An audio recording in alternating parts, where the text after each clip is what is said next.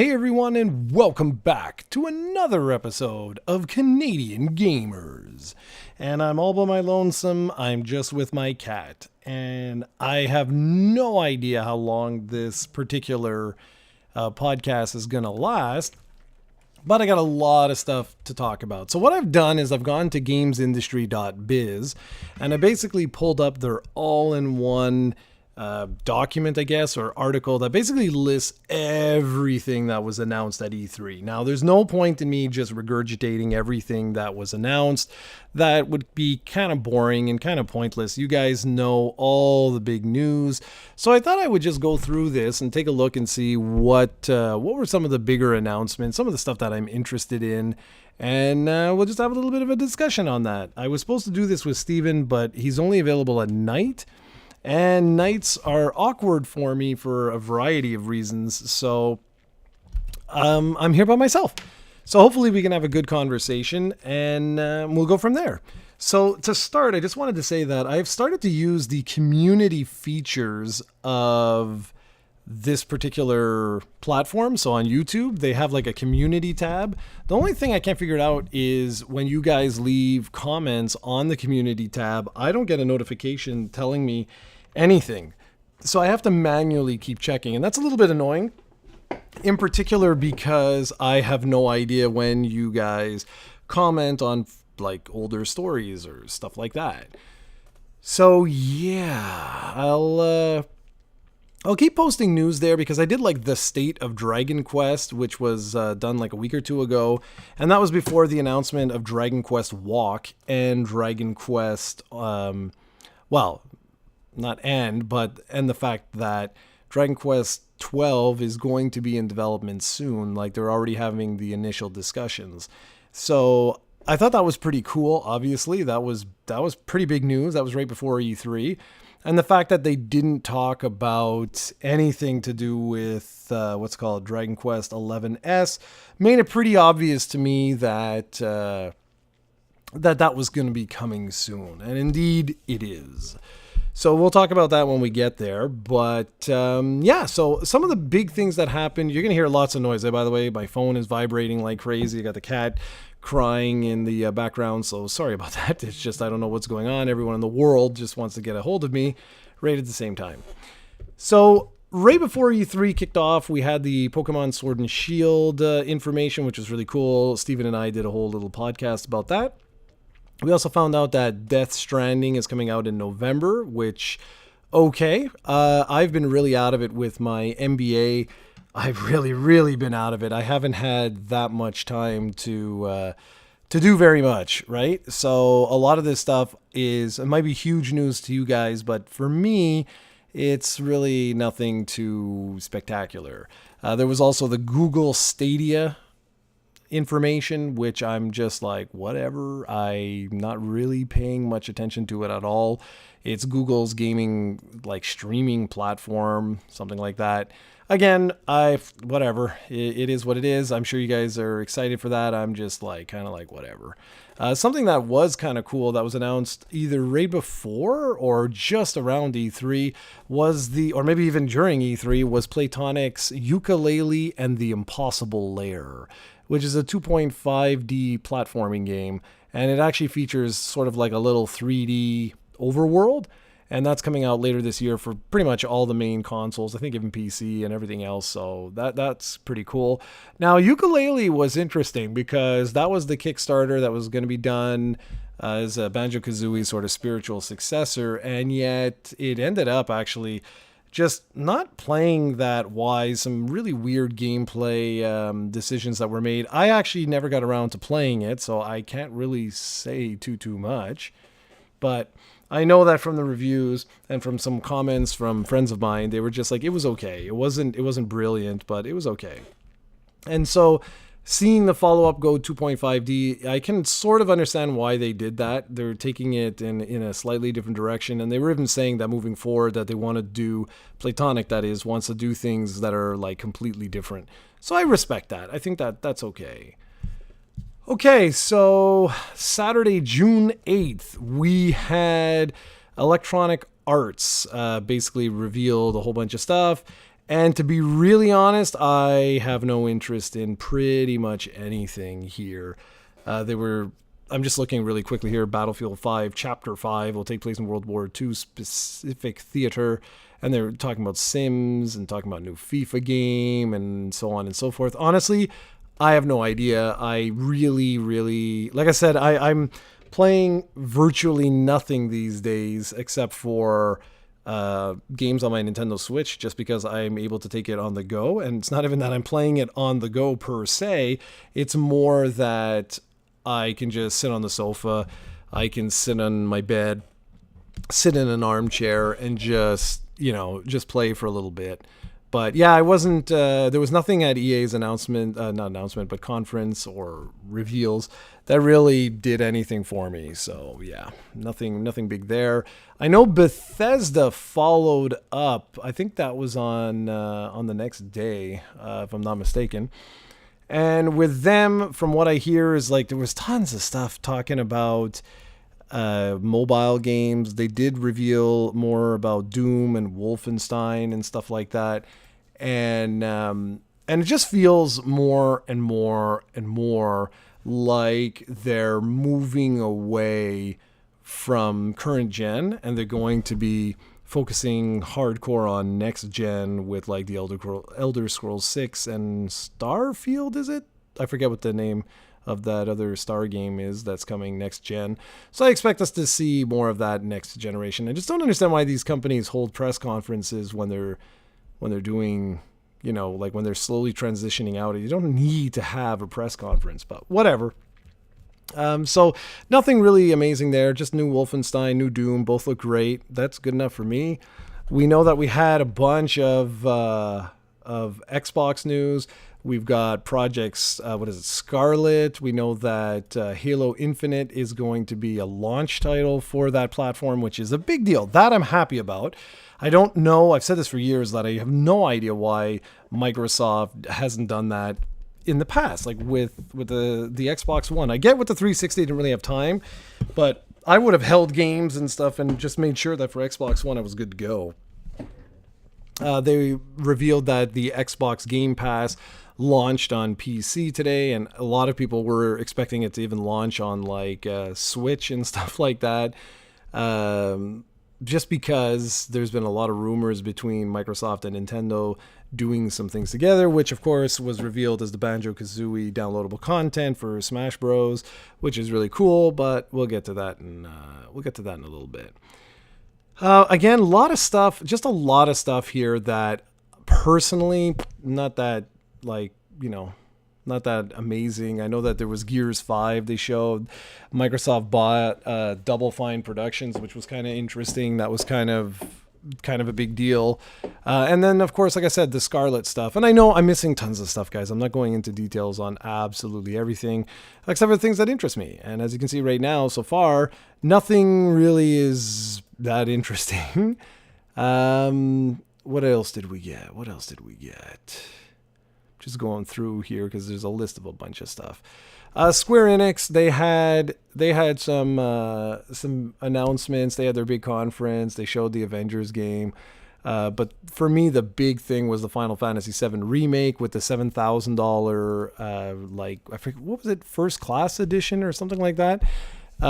Unbelievably expensive. No joke. It was like I think $320 or something like that, but it comes with a great figure of Cloud with a motorcycle and a bunch of DLC and so on and so forth. Like basically a classic Square Enix store limited edition, which you've come to expect as like, a good high quality sort of edition. And this is very normal for them. And that looks really awesome, to be honest. Like for me, that's one I've got to figure out how I'm going to play that. When it hits. When does it hit? Let's see if I can, because I didn't write any of this stuff down because, why would I come prepared? That doesn't make any sense. Okay, March 3rd, 2020. There we go. Something that I was kind of surprised from was the fact that there was no information really talking about Dragon Quest and stuff. And I knew they were saving it for the Nintendo press conference, or the fact there was heavy rumors that the Mana collection was going to make its way over. But again, nothing really was announced there. And I wasn't blown away by really anything that was announced there except for Final Fantasy VII. And then, of course, you hear the Somnos or whatever it was, which is from Final Fantasy VIII. And it was really funny because some like live streams, people were like, "What is that? What is that?" And for me, I'm just laughing. I'm like, "You morons, that's Final Fantasy VIII." And that's great because Final Fantasy VIII was the last one. It was sort of like the last holdout over the last recent years. I didn't really understand why. It was available on PC and nothing else. And so it's going to get a remaster. It's not a remake, but a remaster. And it's going to be available on every platform under the sun. And so that's kind of cool. Honestly, that's kind of cool. I'm looking forward to that. I'm just curious to see, because the old junction system really wasn't ideal. Now, if you remember that from Final Fantasy VIII, you'll recall that you basically had to go to every monster that you met and had to pull out materia or magic. I forget if it's materia in that one. But anyways, whatever. You had to basically pull magic out of enemies in order to use it. And that was terribly cumbersome. Because, for example, let's say I was in, towards the end of the game and there was like Blizzaga I wanted. Well, if none of the enemies around me had it, well, I'd have to go back to another area in order to find an enemy that had it. And I know that with a card game, you could convert some of the cards into magic, but it doesn't matter. It felt like a really disjointed system that prolonged the game a lot. And so it's going to be interesting to see what happens there. Like, is this going to be, well, I don't want to say fixed, but is it going to like change, shall we say? We also got Shenmue 3 is going to be an Epic Games exclusive on PC. This is happening more and more and more and more, which is weird. It's really, really weird. I'm just looking right now. Among them, okay, Shenmue 3, which had been mentioned, the Kickstarter backers, is a Steam release in the past, but for which Usenet is not offering any refunds. Okay, cool. Shenmue 3, I don't know what's going to happen with this. We'll see. I know a lot of you guys are giant Shenmue fans. I've said this many times before that I thought it was all right. I'm not one of these people that was like, oh my gosh, the greatest game ever. In some aspects, I was like, it's okay, it's boring, it's all right. Like that's pretty much my thoughts on it at the time. And I know that might be blasphemy to some of you, but it is what it is. Ubisoft, there was a bunch of stuff that they announced. Again, nothing that really personally interests me, really. I'm looking through to see if there was anything else. The Bandai Namco press release, basically everything that was announced that was rumored actually came true, including Ni no Kuni, like the remaster of that. The fact that George R.R. Martin is actually going to be coming up with a game with a guy from Dark Souls series. I'm just trying to see if what else? Nintendo had tons of stuff. So that was cool. All right, let's see if I can find...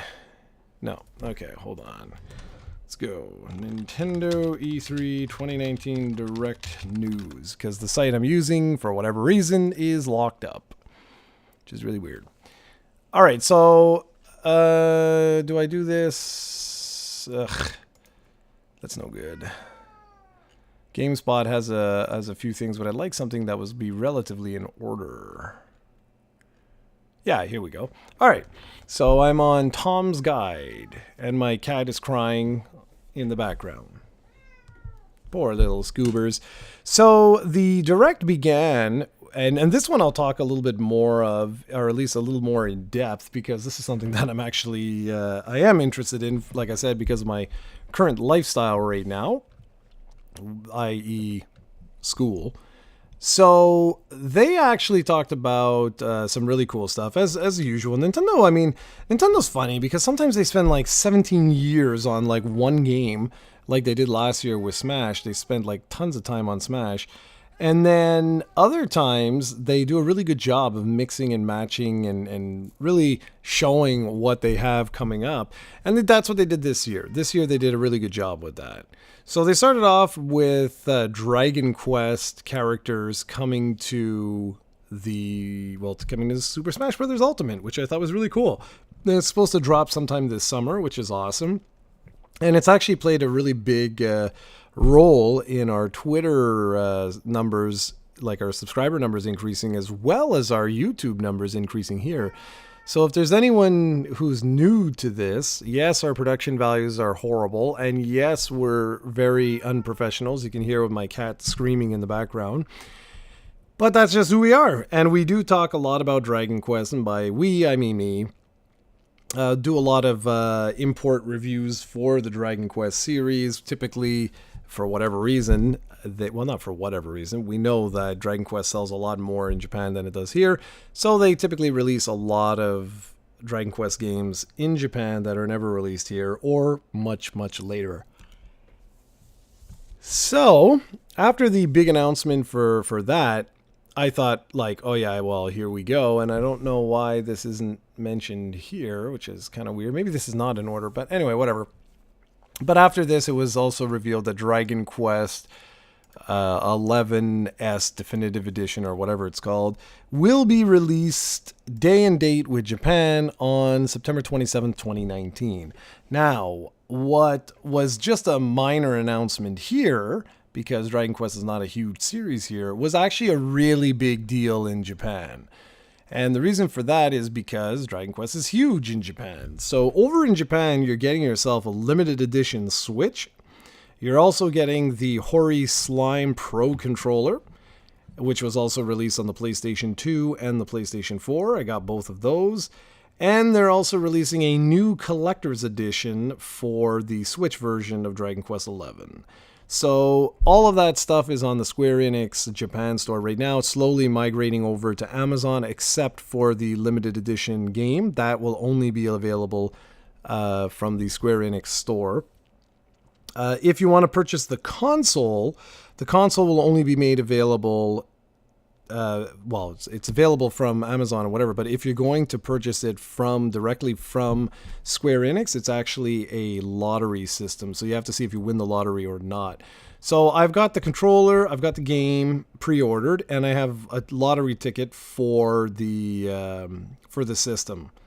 So, but I do have a backup plan if that falls through, because as you know, if you know anything about me, I'm a giant Dragon Quest fan, and I simply must have everything.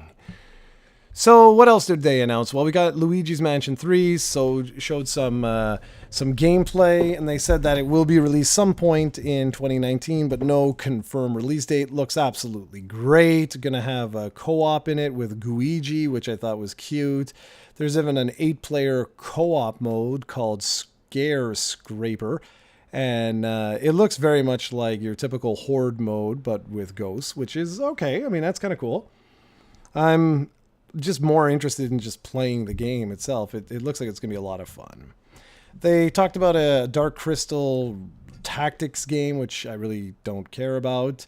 Legend of Zelda Link's Awakening will be hitting September 20th, and you'll notice that this is going to be a common theme because, like, basically every game Nintendo has is coming out in September.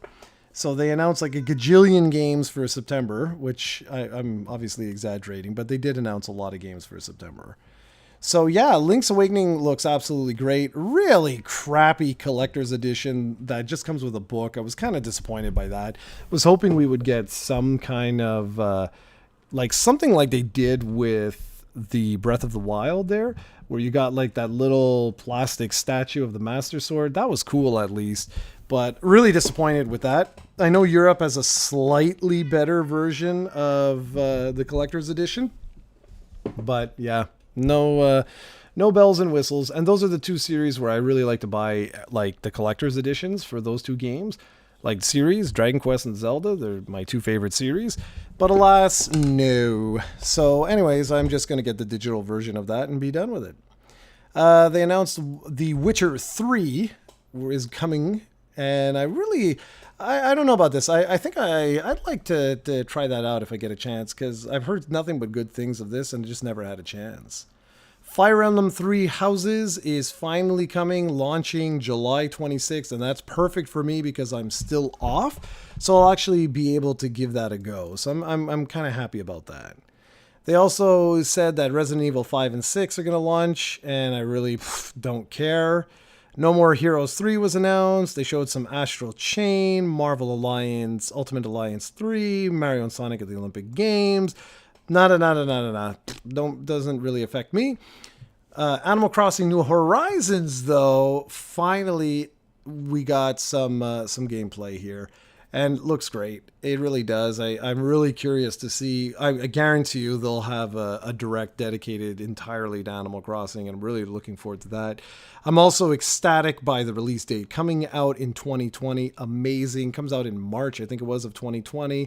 Hopefully gets slightly delayed because I finished school April 2020, get my master's degree, and I'm done, you know? And then I can finally just get back to the thick of things. So I'm really happy about this. And there we go. So Animal Crossing looked really unique. It's I don't know. They haven't confirmed like too much, but it sure looks like you're gonna have a lot of people in your village. Looks like you're actually in like a deserted village sort of area, and you slowly build it up. It looks like it's got like a resort-ish sort of setting to it, and just overall really looks good. I mean, it really does. It really looks good. And then finally, they capped it off with two more announcements. One was Banjo-Kazooie popping up in Super Smash Bros., which of course is a huge deal. Again, it goes back to what I was saying with Microsoft, why people were thinking there was going to be some Microsoft announcement or whatever, because of like Xbox Game Pass or whatever, or something. There were heavy rumors that Miyamoto was even going to show up at a Microsoft conference, but to announce what or talk about what, I don't really know. I don't even know where that stemmed from, but basically what's happening is Microsoft's giving permission to use Banjo in their Smash Bros. Game, that's great, man. What's not written on here, I just realized, was the fact that the Mana Collection is indeed coming out in North America, which was really cool. I'm just going through here. Yeah, it's weird. I'm just going, yeah. So I don't understand why they don't mention anything about that, but okay. So the Mana Collection was officially announced, and it was coming out like that day, which I thought was really cool. I'm trying to think of what else. Now, damn it, because it's not written here, I'm not sure if I might forget one or two things. Anyways, now the Mana Collection is an interesting beast. Oh, that's it. Contra was the other one. They announced a brand new Contra game, which is a 3D twin stick shooter, and that looks okay. It looks very budget though. They also announced that the Contra collection there, the anniversary collection, would feature 10 games and be available today. So I thought that was really cool. So right after the direct, it was made available. Now here's the thing. The Castlevania Anniversary Collection, which I actually just reviewed like a few days ago, that's on the channel if you're interested. Go check that out. That game was under $30, and the Contra Collection is also under $30, which I'm going to be reviewing that, or I'll get Steven to review it. One of us will review that shortly. But the Mana Collection was $50, man, Canadian, and it only includes 3 games. And I get it. These like 2 of these games are legendary, and one of which is Trials of Mana, which we all refer to as Secret of Mana 2. That game basically has never been released officially in English. And so for the first time, you get to play the 2D Super Nintendo game in English. And I thought that was amazing, man. But $50 is a little steep, I'll be honest. $50, that's a lot of money for 3 games. I don't know about that. And perhaps the coolest thing that was announced at Nintendo's conference, or at least the most surprising, was a little trailer that played right at the end of the direct, and that was this little kind of teaser trailer. I knew what it was like instantly. It starts with like little waves of like, it looks like I don't know, like little ribbons of fluorescent greeny light, or like bluish green light, and it was clear this was from The Legend of Zelda, and it basically showed like Ganon getting resurrected or something like that. Or maybe it wasn't Ganon, but it just looked like It looked like it. It looked like one of those dudes from the game that was in those little shrines, that, like getting resurrected. I'm pretty sure it was supposed to be Ganon getting resurrected, but it doesn't matter. Whatever. And the fact is that like Zelda and Link, they were both in like their adventure garb, and they were going around looking at different things or whatever. And a lot of people are saying like, "Oh, cool. Could this be like a hint that we're gonna get like a co-op 3D Zelda?" And maybe, right? They really didn't talk much about this whatsoever. They literally just said, oh, well, the game, the sequel to Breath of the Wild, is now actively in development. And that was it. It was like, goodbye, and there you go. So I know some people were terribly disappointed with this direct only because there's a couple of things that just weren't there. There's a lot of people who want a Metroid Prime trilogy. There's a lot of people who want Bayonetta 3, Metroid Prime 4, just like an update, Persona 5 Royale or Royal. But none of those made their way. I actually thought, no joke, I thought that maybe Metroid Prime Trilogy would make its way if, and only if, Metroid Prime 4 was going to be next year. But if Metroid Prime 4 is going to be, say, 2021, then I think next year we can expect Metroid Prime Trilogy, and then we'll get Prime 4 after. So that's pretty much E3 in a nutshell, but there was one more announcement that really tickled my fancy. And that is Konami. Konami was building up that they had some news that they were going to reveal. And okay, I don't know exactly what they were thinking per se. Listen, Konami is one of my favorite video game developers. And that whole debacle with like Kojima and stuff, we don't know all the details, but we do know that Konami was basically like just got out of the game industry there for a couple of years. And even now they're just really focused on like smaller scale stuff. But listen, I can't stay mad at a publisher like this because, like I say, they're one of my favorite video game publishers, developers, what have you. And like I want to see another Castlevania. So when I saw Contra get announced, I was like, cool, that's awesome. And yeah, it's going to be low key, it's going to be low budget, it's not going to be some huge spectacle. But you know what? Listen, if they can come back with their games, giddy up, right? Like if these franchises can slowly make their way back, that's awesome.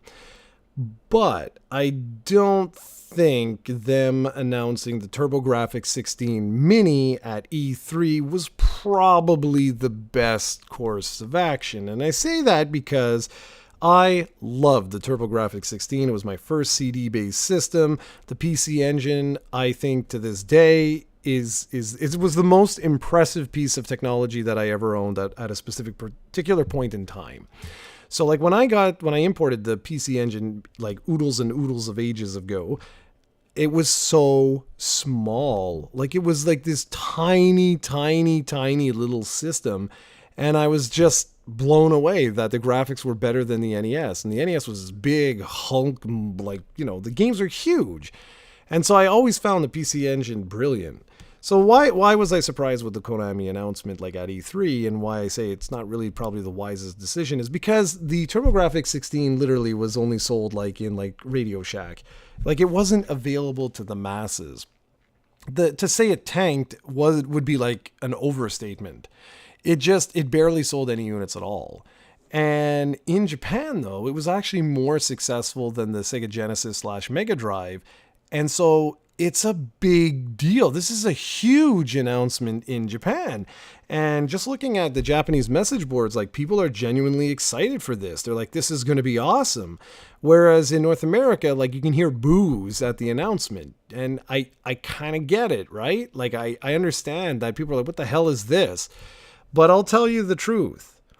When this thing actually gets released, you do yourself a favor, pick up the Japanese one and pick up the North American one, unless they have the exact same games on them, but I doubt it. And actually give these a go, okay? There's even going to be a multi-tap that they're going to release that's going to allow up to 5 players to play games at the same time. Play these games, and I think you will be very surprised by their quality. The TurboGrafx 16, you can't even call it an underappreciated console because the truth is it was barely appreciated by anyone at all. So it's like it's not underappreciated. It wasn't appreciated. Like it didn't sell. And I think, this is something that could introduce a lot of people. It really could introduce a lot of people to some brilliant games that I assure you've never played before. Maybe you played some via the virtual console on the Wii, but even that I doubt. The only problem is that I see with this is that many people don't even know what the TurboGrafx 16 is. So I'm not sure what the expectation is for this particular unit, but I'll just say that I'm extremely excited for this, and I will absolutely pre-order both of these. Like, without question, I'm going to pre-order both the PC Engine version and even probably the Core Graphics version or the Super Graphics version and the North American TurboGrafx 16 version. And I have a feeling that these things are going to be made in such limited supply that they're going to sell out practically instantly. And that kind of sucks, but c'est la vie. And I'm actually genuinely looking forward to this. I think this is going to be awesome. They only announced a handful of games right now, so I don't really want to go into too many details about it, because I think, once we know more, it's worth doing like a little discussion on it. Okay, and that's about that. I mean, I can't really talk for an hour all by myself. My throat's going to get dry. I'm going to practically die here. But I just wanted to give you an overview of E3 and some of the things that are interesting to me. I know I'm not the hardcore gamer anymore that's playing absolutely every release and eagerly anticipating everything. But there are some cool things, man. Like Dragon Quest is going to be great. It comes out at a really crappy time for me because I'll just be right in the thick of things with school. But I'm really hoping that because it's on the Switch, it will allow me to experience the game. And that's pretty much going to be my only game of the entire year, because I only get 2 weeks off before I jump right back into the thick of things with school. And I'm really hoping that Animal Crossing gets its release pushed a little bit, because I know Final Fantasy VII March 2020, unfortunately, no, there's no chance, because that'll be right before exams. So there's no chance I'll be playing that. But still, I look at it listen, I survived half the year. Not half the year, half the program. So I'm coming to the end of my master's. Once my master's is done, I get a lot more free time. And then from there, that's pretty much that. So we'll get to make more movies and videos and things, and we'll go from there. So what did you guys think of E3? Was it the greatest E3 of all time? Did you love every second of it? I really am not. I'm not in a place to be yeah, it was terrible, or yeah, it was amazing. For me, it was actually pretty cool. I liked the things I saw, especially for the Switch. Like I said, my Dragon Quest. I was happy with Animal Crossing, and I was really happy with that surprise announcement of the TurboGrafx. I didn't see that coming anywhere. So what about you guys? Leave a comment, let me know, and we'll have a little discussion going. And outside that, I'll try and get Steven back for the next 2 weeks, because it's always good to have the back and forth. And with that, I'll say, have a great one, everyone. I'll catch you next time.